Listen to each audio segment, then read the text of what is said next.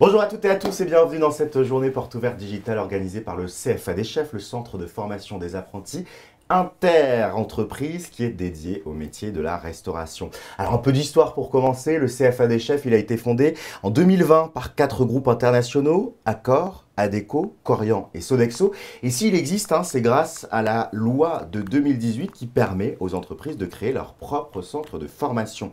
C'est un centre de formation pour apprentis qui est assez unique et pendant 30 minutes justement, vous allez pouvoir le découvrir grâce à notre invitée Françoise Merloz, la directrice générale du CFA des chefs. Bonjour Françoise, Bonjour. merci beaucoup d'être avec nous. Et puis grâce aux apprentis que nous sommes allés rencontrer, interviewer. Et puis bien sûr, cette journée porte ouverte digitale, elle est évidemment interactive. Alors je vous invite à envoyer toutes vos questions sur Facebook et YouTube. Nous y répondrons tout au long de cette session. Allez, je vous propose qu'on commence cette JPO digitale avec Françoise Merloz, la directrice du CFA des chefs, je le disais tout à l'heure. D'abord Françoise, pour commencer, est-ce que vous pouvez présenter le CFA des chefs et puis peut-être nous préciser pourquoi c'est un CFA qui n'est pas comme les autres et qu'est-ce qui le différencie des autres CFA justement? C'est un CFA différent. Pourquoi? Parce qu'on est concentré sur les formations dédiées au métier de la restauration, donc cuisine, pâtisserie, service, même management, du CAP jusqu'au BTS, management, hôtellerie-restauration. Le CFA est concentré sur un public de 17 à 29 ans, puisque nous faisons des formations uniquement en apprentissage. 29 ans ou plus si on est en situation de handicap. D'accord. Et nous avons 3 particularités qui sont des vrais bénéfices pour les candidats. La première particularité, c'est que grâce à nos groupes que vous venez de citer, les apprentis ont la garantie d'une entreprise d'accueil pour leur alternance. En plus, ils ont le choix dans différents univers de restauration. Dont on va parler tout à l'heure Voilà. et qui diffèrent selon leurs envies. Voilà, tout à fait. La deuxième chose, c'est que on va au-delà du référentiel du diplôme, on enrichit les formations, on rajoute des modules pour qu'ils soient parfaitement formés et que derrière, bien sûr, c'est le troisième avantage, ils aient un emploi à la clé dans nos groupes. Et alors concrètement, vous nous le dites, vous proposez une entreprise d'accueil aux apprentis pour leur alternance, donc ils n'ont pas à la chercher et ils ont le choix parmi 7 univers, mais justement, ça va être quoi ces entreprises? Alors, on a plusieurs secteurs de restauration. On a tout d'abord la restauration en hôtellerie. Avec le groupe Accor, on a des enseignes que tout le monde connaît, comme Ibis, Novotel, Mercure, Sofitel, Pullman, etc. McGallery, Mama Shelter également, voilà. Donc c'est un univers qui s'adresse à une restauration internationale avec des clients d'affaires, des touristes, des familles, enfin assez variés. Voilà. De plus en plus, nos groupes ne font pas de coupure. Et donc c'est intéressant au niveau de la variété de la restauration dans cet univers. Et justement, on va aller un petit peu plus loin puisque je vous propose de découvrir le témoignage de 2 apprentis du CFA des chefs qui sont allés dans un de ces hôtels. On se retrouve juste après ça. Je m'appelle Marine Beleg, j'ai 25 ans. Je suis apprentie au CFA des chefs et en alternance à l'hôtel Accor, le Molitor. Bonjour, moi c'est Jean-Philippe Souriceau, j'ai 30 ans. Je suis apprenti en BPA culinaire au Novotel Bercy au CFA des chefs.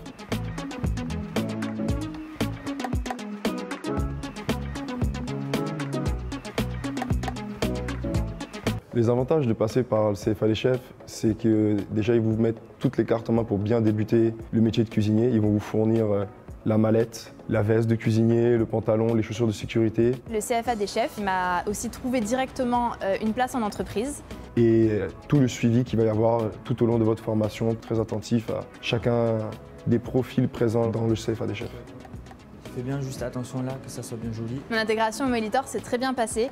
J'ai été très bien accueillie par le chef Martin Simolka, par les secondes cuisines, toute la brigade. Donc concrètement, lorsqu'on fait un apprentissage, on a une semaine de formation par mois, les 3 autres semaines sont à l'entreprise. Lors de cette semaine en formation, on est une classe uniquement d'adultes, donc que des passionnés qui ont décidé de se reconvertir. On a eu des masterclass sur la cuisine végétarienne, sur la cuisine japonaise, avec le chef Martin Simolka. On a aussi eu des cours de communication, donc c'est une offre vraiment complète. C'est un métier qui permet de découvrir des choses tous les jours, que que ce soit avec les chefs avec lesquels on travaille, qui vont avoir une cuisine différente, une approche différente en fonction des ingrédients, en fonction des épices qu'ils vont utiliser, en fonction des techniques qu'ils vont pouvoir utiliser.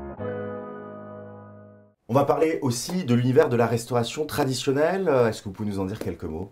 Alors, c'est un univers qui est proposé par le groupe Adéco, donc des restaurants de bistronomie ou gastronomie, peu importe, avec la particularité d'une cuisine également très variée. Il y a également la restauration qu'on connaît bien en entreprise. Vous pouvez nous expliquer un peu en quoi ça consiste? Alors, la restauration en entreprise a bien changé. C'est loin des cantines qu'on a connues quand on était petit. Aujourd'hui, elle rivalise avec la restauration commerciale. On y trouve des buffets, des corners avec une cuisine internationale, veggie, enfin, très différente, des grillades, etc. Et donc, nos apprentis ont comme ça une expérience très riche dans les entreprises, dans les restaurants d'entreprise. De plus, ils ne travaillent qu'en semaine et que le midi.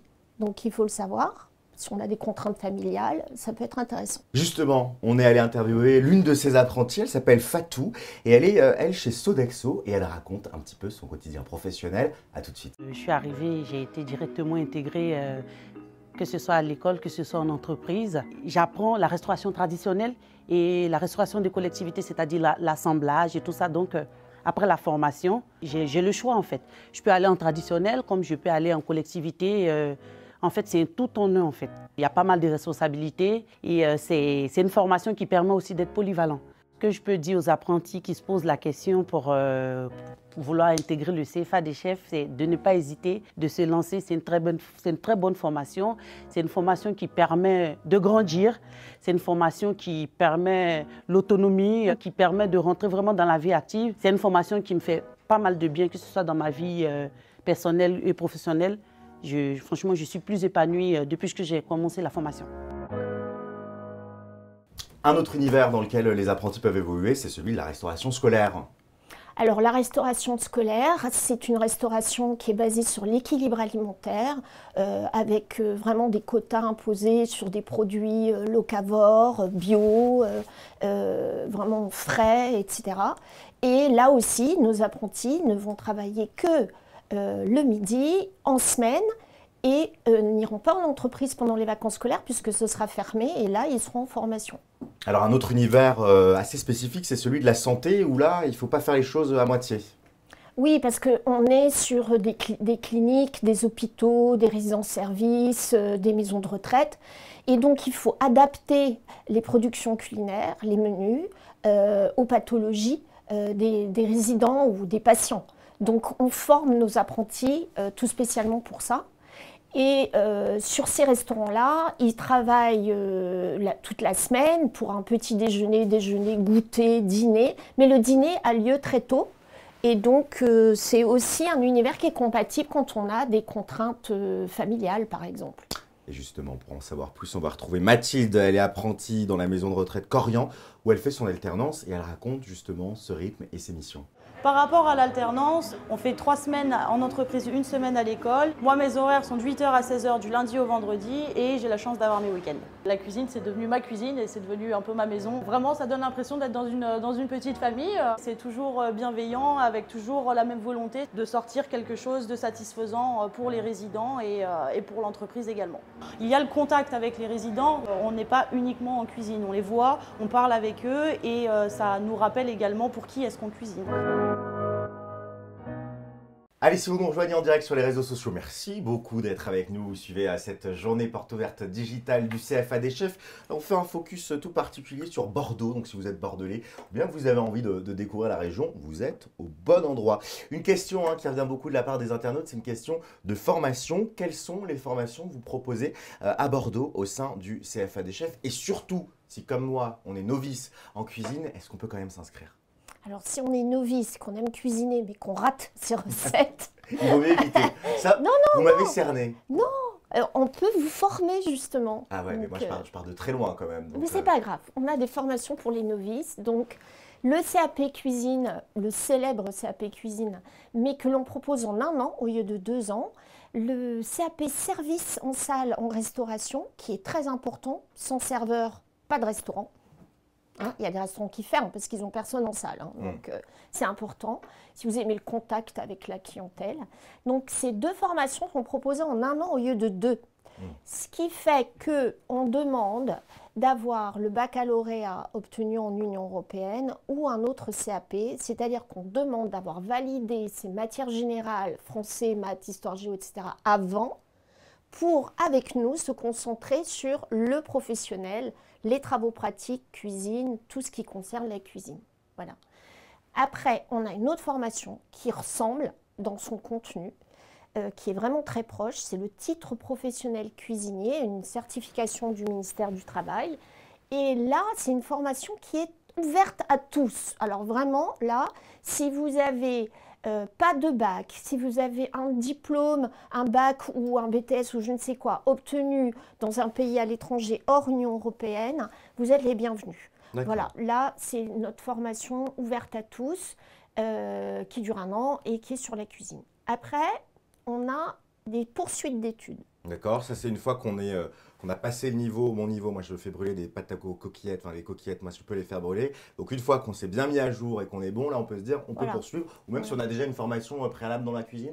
Voilà, soit qu'ils ont suivi une formation en dehors du CFA des chefs avant, soit ils étaient déjà avec nous avant, on leur propose de poursuivre en brevet professionnel art culinaire. Donc après un CAP cuisine ou un titre pro cuisine. Alors une question qui revient beaucoup de la part des internautes, où sont dispensées les différentes formations dont vous nous avez parlé en apprentissage?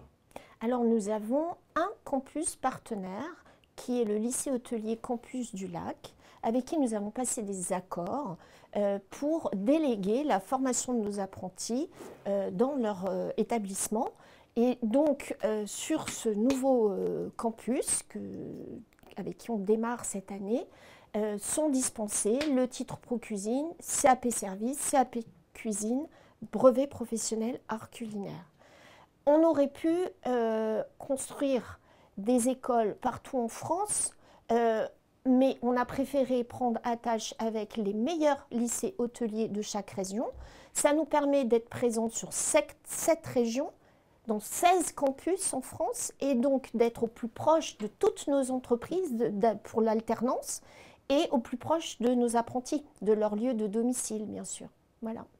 Donc, on a 30 places de réservées au lycée hôtelier Campus du Lac pour la rentrée de septembre 2022 pour les apprentis du CFA des chefs. Si on reprend un peu de recul, est-ce que vous pouvez nous présenter de manière plus générale les différentes masterclass, les différentes même formations complémentaires que vous proposez?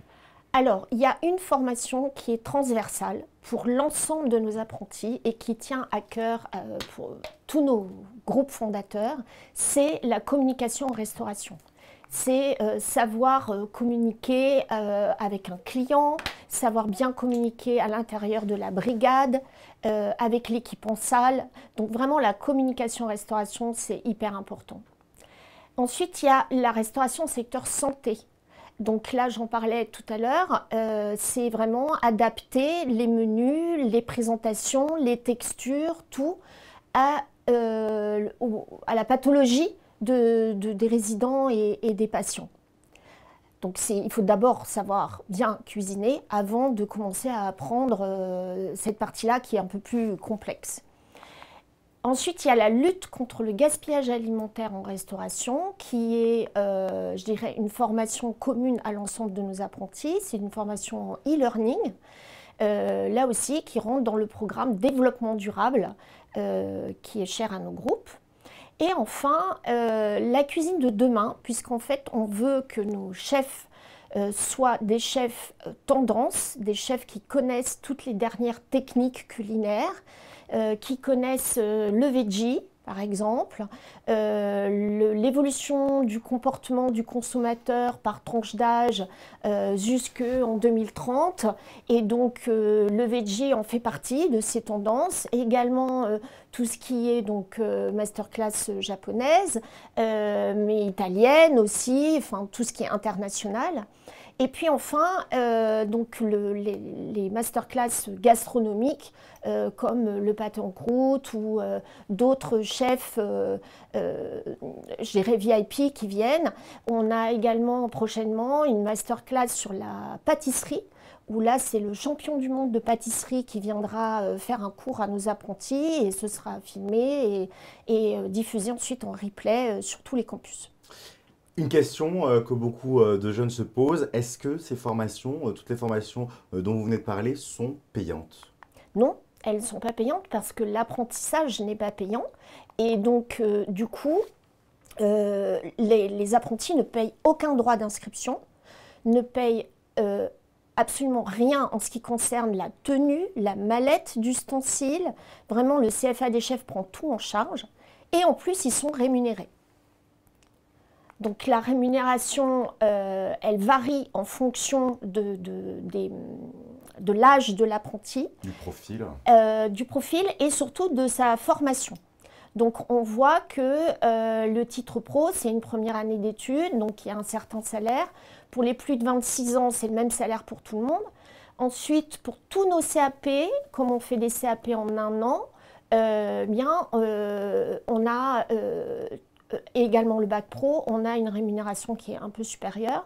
Et enfin, pour les BP et les BTS, c'est soit la rémunération qui est indiquée là sur le tableau, soit s'ils ont précédemment eu un contrat d'apprentissage et que donc ils ont enchaîné 2 contrats d'apprentissage sans interruption, à ce moment-là, c'est la dernière rémunération qui prévaut et qu'on prend en considération.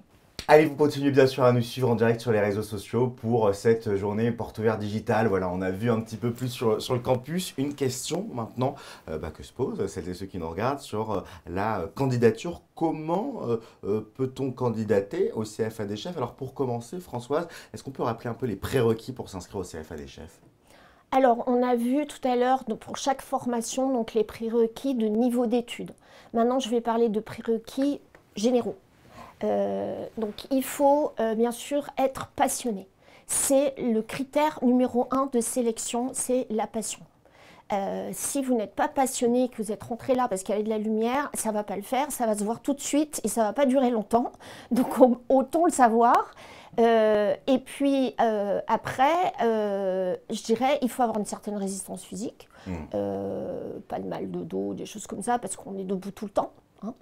Et puis, enfin, c'est aussi des prérequis qui concernent nos candidats internationaux, puisqu'il faut qu'ils aient une autorisation de travail de plus de 1700 heures en cours de validité, donc soit un titre de séjour, soit un visa, pour pouvoir candidater, parce que le contrat d'apprentissage, c'est un contrat de travail.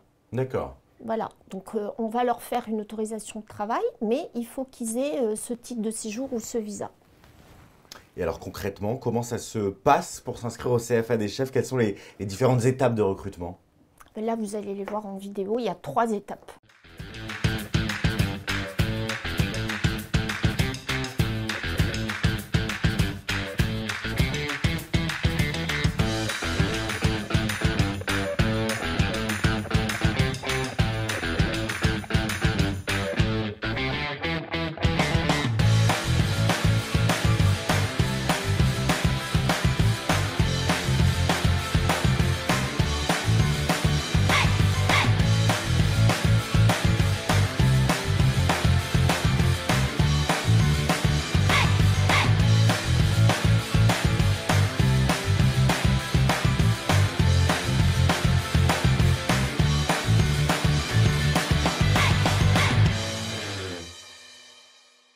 Bah voilà, vous avez maintenant toutes les informations pour mettre en ligne et créer votre dossier. Alors il faut eh bien, commencer le plus rapidement possible, comme le disait la vidéo. On va parler de quelque chose qui vous tient à cœur au sein du CFA des chefs, c'est le fameux concours entre les apprentis. Est-ce que vous pouvez nous parler un petit peu de ce concours?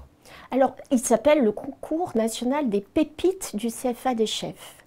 C'est-à-dire qu'on a souhaité mettre en lumière nos apprentis qui sont entrés chez nous comme une pépite d'or à l'état brut et qui a été façonnée avec nos formations et que l'on souhaite donc mettre en lumière par ce concours.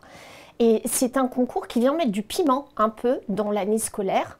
Il est organisé et effectué à 4 mains, en binôme avec le maître d'apprentissage, apprenti, maître d'apprentissage. Ce qui fait que ça renforce le lien avec le maître d'apprentissage, également avec l'équipe pédagogique, avec les professeurs.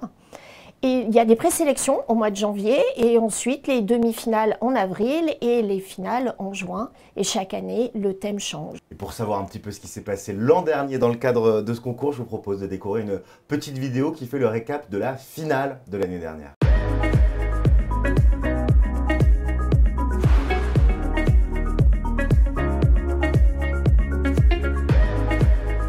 Apparemment, on a gagné. Hein. On a gagné.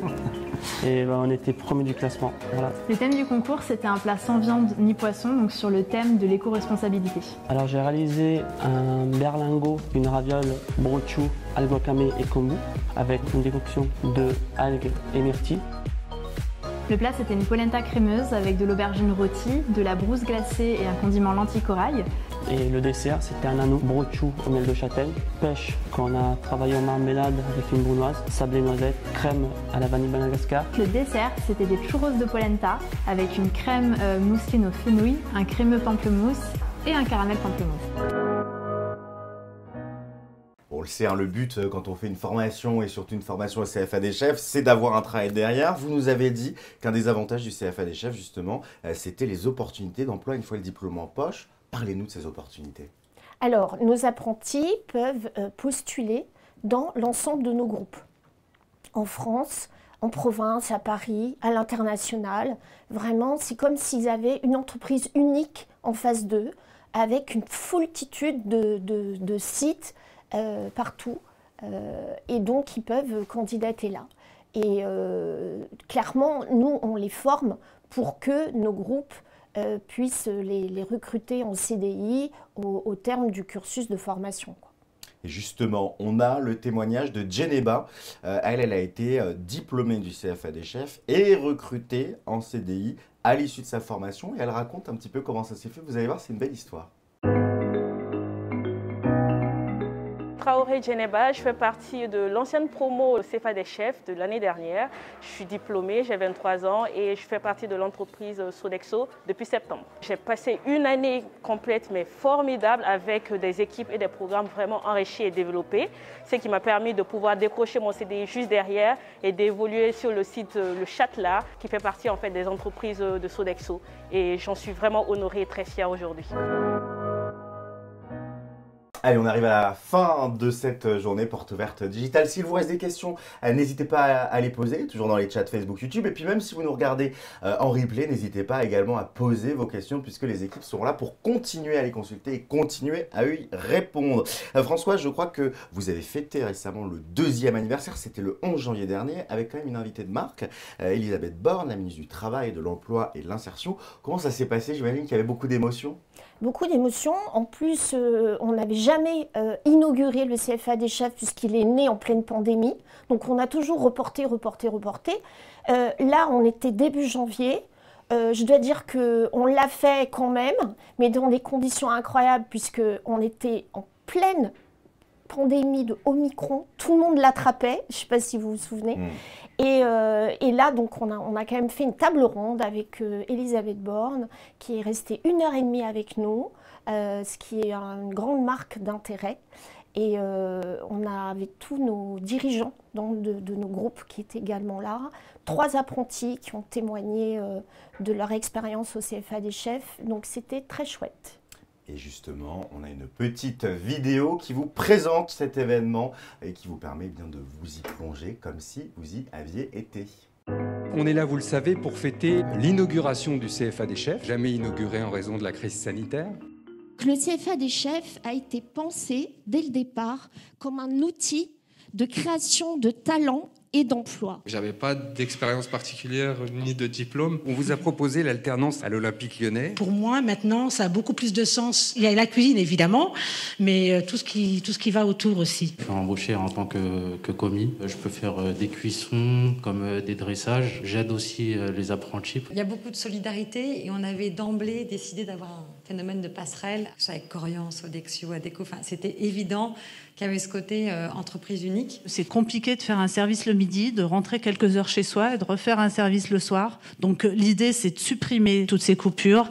Et quand on ne peut pas les supprimer, c'est de trouver un moyen de compenser financièrement. On y arrive bien quand on fait confiance en ce que sont les gens, dans ce qu'ils seront, et pas simplement dans ce qu'ils ont déjà fait. Dans le groupe Adecco, nous, on pense même qu'il faut recruter sans CV. Chez Corian, faire de la cuisine, c'est un peu différent. Il y a bien sûr ce lien entre le sens, être au service des plus fragiles, des plus âgés. Nous, on est ravis qu'on puisse recruter via le CFA des apprentis et des apprentis qui sont en situation de handicap. Cette diversité des secteurs renvoie à la diversité des parcours.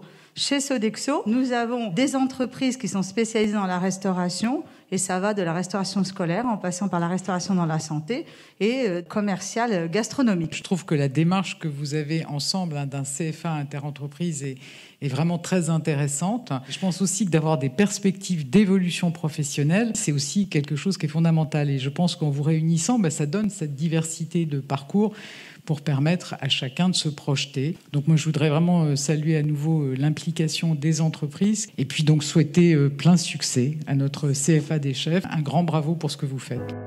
Moi, j'étais dans la chimie, j'étais ingénieur en chimie. Non mais arrêtez, c'est vrai. C'est vrai. Et ça crée des classes très riches par leur diversité.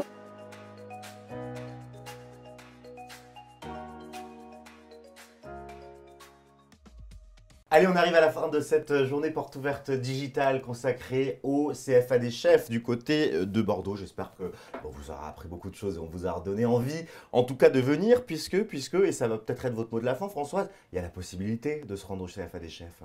Oui, tout à fait. On a prévu une rencontre en vrai. Pas en virtuel, mais en vrai.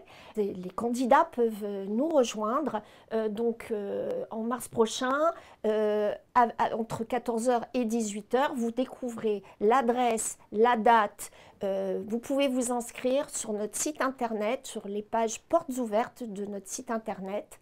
Vous pouvez également y découvrir toutes les autres informations qu'on a données aujourd'hui et vous inscrire. Et donc le rendez-vous est donné le 13 avril après-midi sur le campus du lycée hôtelier Campus du Lac. Il y a une question qui vient de tomber d'un internaute qui nous dit: vous parlez si bien du CFA des chefs, est-ce que vous êtes vous-même bonne cuisinière ? Ah oui, et je suis surtout bonne gourmande. Bonne gourmande, et là vous êtes servie avec tous les talents et toutes les pépites que vous avez. Et merci beaucoup Françoise d'avoir été avec nous. Merci à vous d'avoir suivi cette journée porte ouverte digitale. Comme on l'a dit, rendez-vous le 13 avril pour découvrir le CFA des chefs du côté de Bordeaux. Et puis quant à là, n'hésitez pas à commencer à faire votre dossier d'inscription. Moi je vous dis à très bientôt sur les réseaux sociaux.